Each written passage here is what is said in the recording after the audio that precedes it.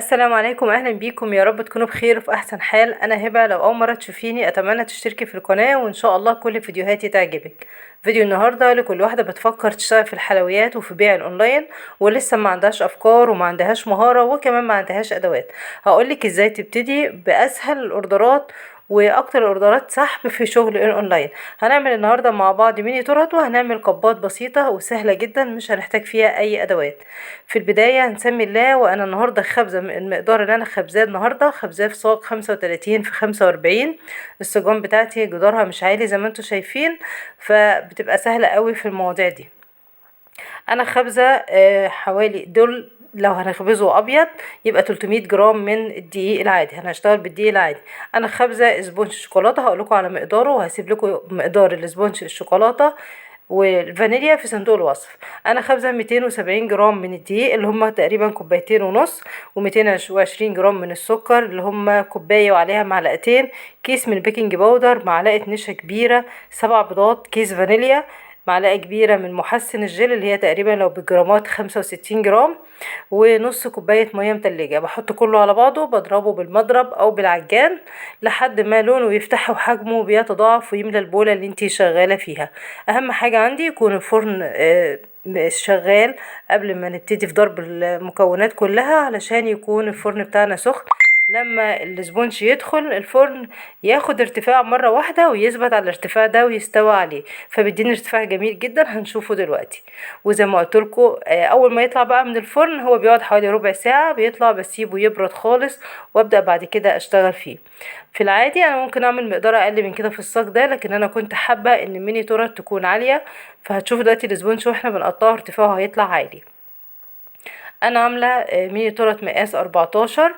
شايفين الارتفاع جميل جدا. كان ممكن اعملها عباره عن طبقتين بس، لكن انا عملتها 3 طبقات. طبعا هنشيل الوش ده عشان بيبقى فيه زفاره البيض.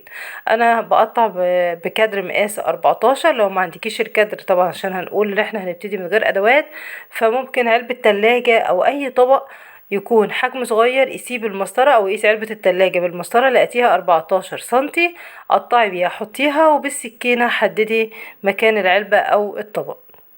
الصاج ده بيطلع معايا تقريبا 9 ديسكات، يا استخدمهم كلهم في التورت يا استخدمهم الطبقة اللي تحت واللي في النص بالجوانب اللي طالعه دي كلها، واللي على الوش بس هي اللي تبقى ديسك سليم، هتديكي برضو كمية كويسة.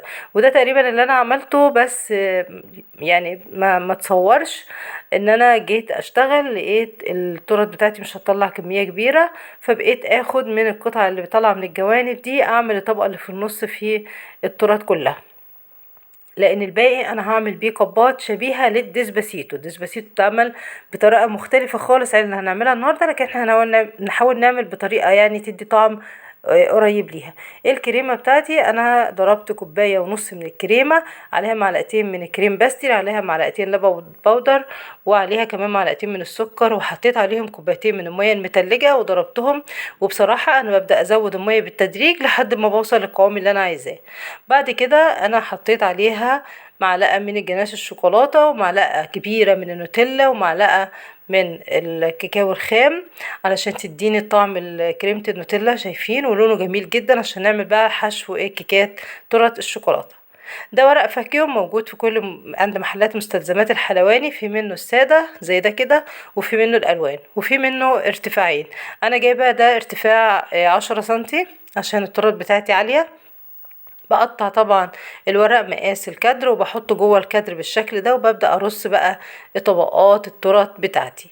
بحط بقى بحط الديسك بتاعي وبسقي ده شربات حلويات خفيف، وببدأ ان انا احط الكريمة بتاعتي، مش بكتر قوي ولا تبقى قليلة قوي زي ما انتوا شايفين كده.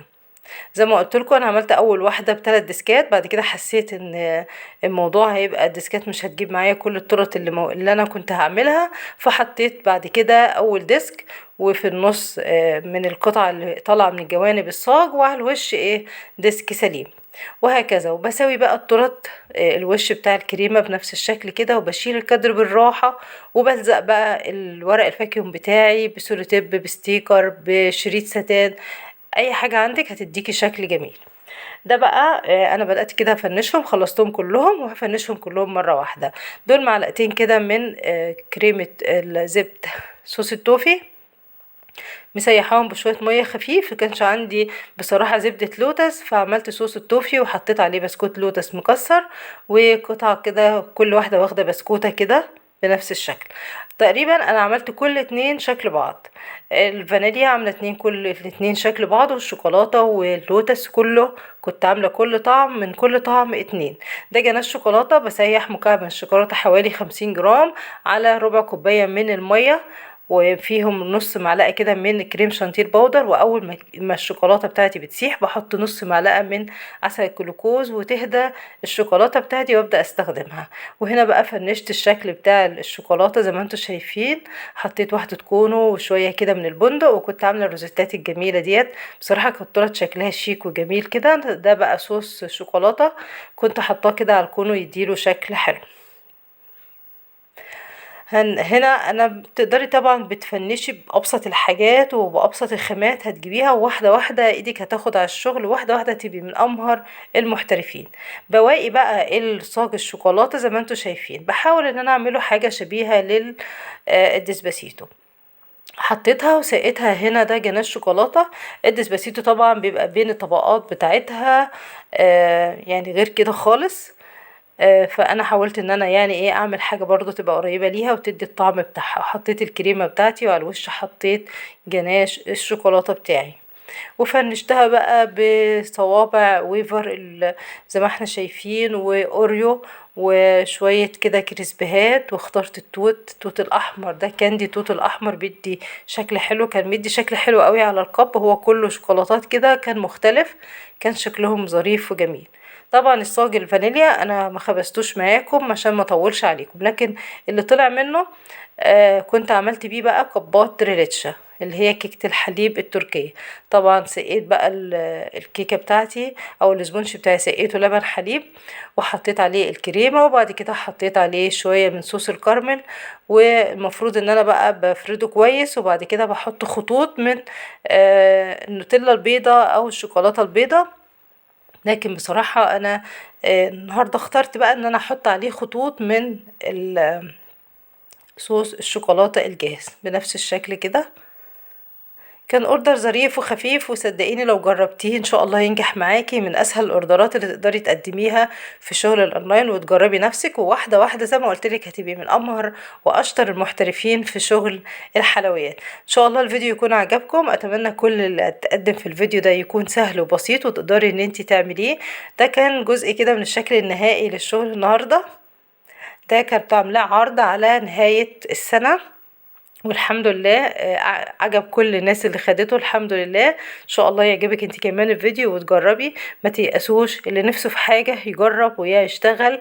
كل حاجة بتنجح بس بالإصرار وبالعمل، ان احنا ندرب ايدينا مرة في مرة كل حاجة هتطلع حلوة. اشوفكم على خير الفيديو اللي جاي.